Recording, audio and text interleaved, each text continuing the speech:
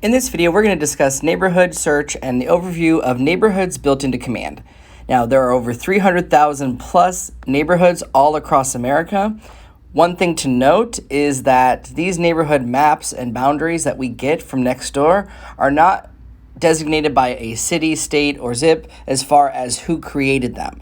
They're actually created by consumers. The people that live in these neighborhoods have said, hey, in this example, if I said, hey, Kings Park, this is our boundary map, that was actually drawn and done by a consumer on Nextdoor, which is a consumer-facing platform, and they chose that map and called it that name. So I know you might disagree with it, or you might say, hey, that's not the legal description, that's not what we call it, it's just what Nextdoor does. And by the way, all we get from Nextdoor is just the map and the name. Everything else comes from an aggregation of artificial intelligence, our MLSs, all that information. So let's say it was Kings Park and I wanted to know more information about it. What I like is the fact that you can see some information right there. So in this neighborhood, I can see the average home price, days on market. I can click on these little arrows and see more detail around this. What do people say about living here? So great for dog lovers, your animal advocates, fashion trending. Those are the things that people have said from our Spatio artificial intelligence company that we outsource this data from. The commute times, I've already put in the address of my office and my home, and I can see that for driving, biking, and walking. I love that this is just built in right there.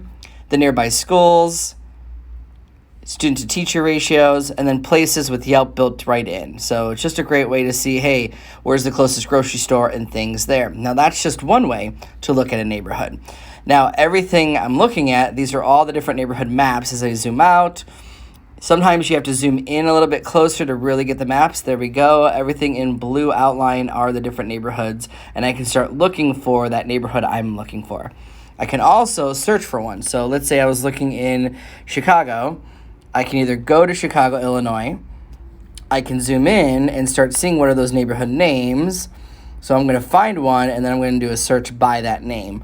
So if they know what the name is or they've been on Nextdoor, so let's say it is the Loop Millennium Park, I can actually search by that, the Loop. And when I search, it took me right here to the Loop at Millennium Park.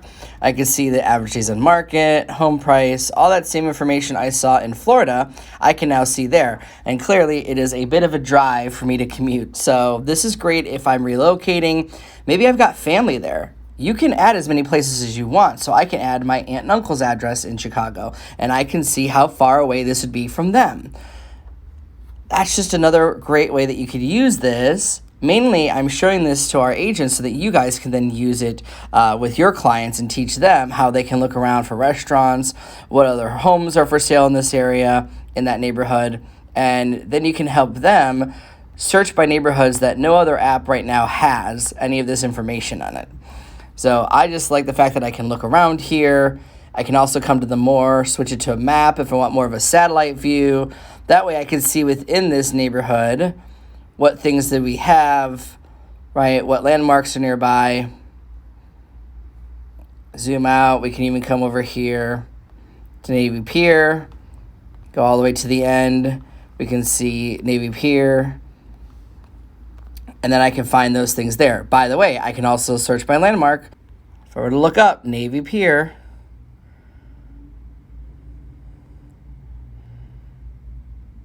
there we go. It took me to Navy Pier in Chicago. I could do this reverse. I could also look up like Ohio State Stadium. There we go. I can zoom in. I can see, hey, there's the stadium. I used to live not far from here in Victoria Park, and I can go ahead and look around there and see there's Old Columbus, all the different locations.